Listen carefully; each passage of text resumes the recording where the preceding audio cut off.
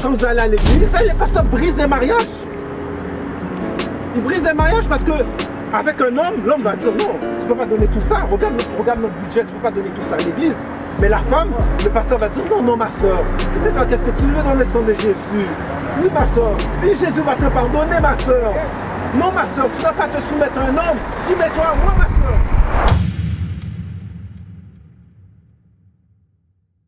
C'est ça, et c'est pour ça qu'on est là ma soeur. Mais qu'est-ce que ça veut dire? On va parler, il y a des pasteurs vous allez au ciel.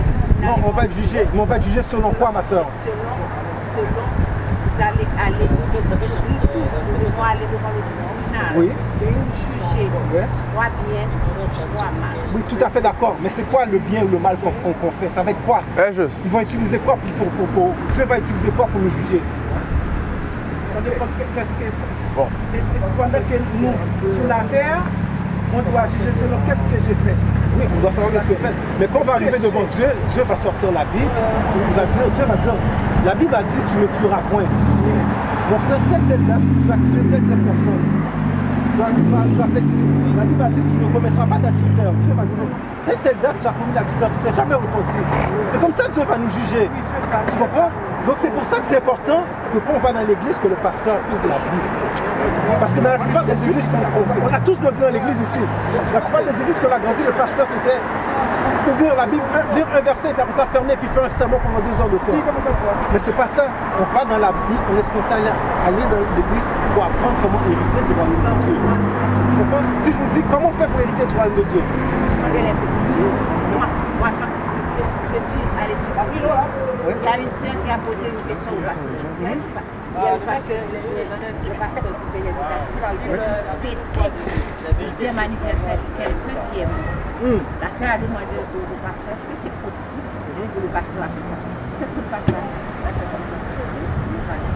Non, parce qu'il n'y a pas de réponse. Après, il y avait 700 000 de personnes dans la classe. Est-ce que tu comprends la question? Parce qu'il passait par ce qu'il était là pour Ecclésiaste 9, verset 5, c'est ce qu'il a dit. Les vivants en effet savent qu'ils mourront, mais les morts ne savent rien. Et il n'y a pour le salaire, puisque leur mémoire est oubliée. Verset 6, et leur haine, et leur amour, et leur envie ont déjà péri, et ils n'auront plus jamais.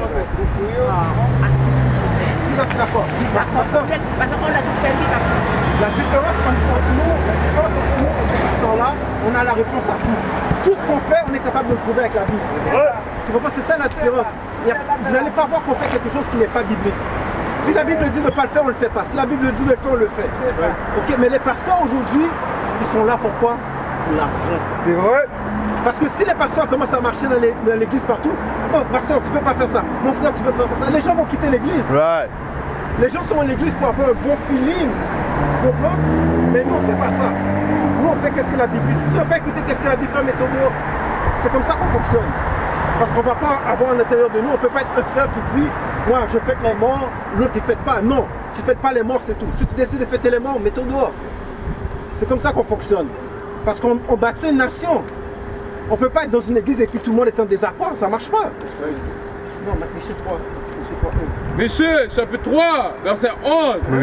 C'est chef. Les chefs, dont les pasteurs, lui, juge pour des présents. Ils jugent pourquoi? Pour des présents. C'est pour ça que quand vous allez à l'église, la plupart, il y a plus de femmes que d'hommes dans l'église. Vous savez pourquoi? Les pasteurs gardent les femmes célibataires. Parce qu'une femme célibataire vole beaucoup d'argent à l'église. C'est pour ça que les pasteurs brisent des mariages. Ils brisent des mariages parce que avec un homme, l'homme va dire non, tu ne peux pas donner tout ça. Regarde notre budget, tu ne peux pas donner tout ça à l'église. Mais la femme, le pasteur va dire non, non ma soeur, tu peux faire qu'est-ce que tu veux dans le sang de Jésus.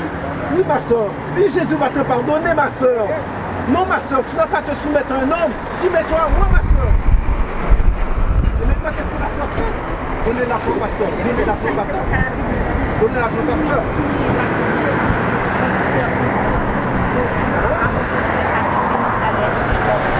Exact, exactement. Il y a un jugement qui les attend. Mais vous savez, nous, ma soeur, on n'est pas là pour les haïr. On est là pour les aimer. C'est pour ça qu'on prêche ici. C'est pour ça qu'il y avait un direct tout à l'heure. On essayait de le faire comprendre, de montrer la vraie image du Christ. Il ne faut rien savoir. Alors qu'est-ce qu'il enseigne dans son église? La Bible dit, c'est simple. La Bible dit que Jésus est noir. Mais toi, tu ne veux pas enseigner ça dans ton église. Déjà, si tu n'enseignes pas, j'enseigne que Jésus est blanc, tout ça vient avec une nouvelle doctrine. Ouais. Parce que tout ça, regardez, tout ça là, c'est des doctrines. Baptiste, c'est une doctrine. Mormon, c'est une autre doctrine. Adventiste, c'est une autre doctrine. Témoin de Jéhovah, c'est une autre doctrine. Pentecôtiste, c'est une autre doctrine. Toutes ces religions-là étaient créées par l'homme blanc. Ouais. La plupart de ces religions-là étaient créées quand on était en esclavage. C'est vrai. Ok?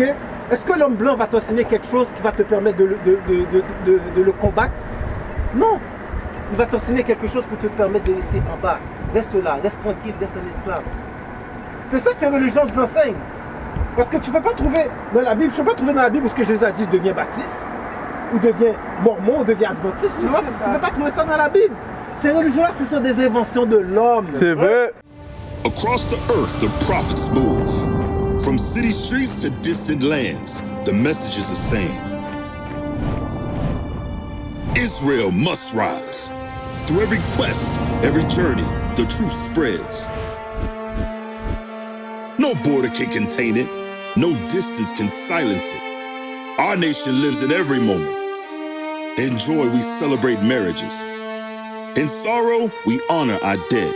On the Sabbath, we gather as one. Families rejoicing together, bound by the commandments of God. Yet are we tried.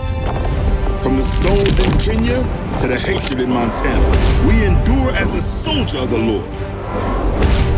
And still, the mission expands. On the airwaves, on the screens, in every nation under heaven, Israel's voice is heard. We build our communities. We raise our children in royalty. We restore what was broken. We clean what was defiled. We show the world who we are.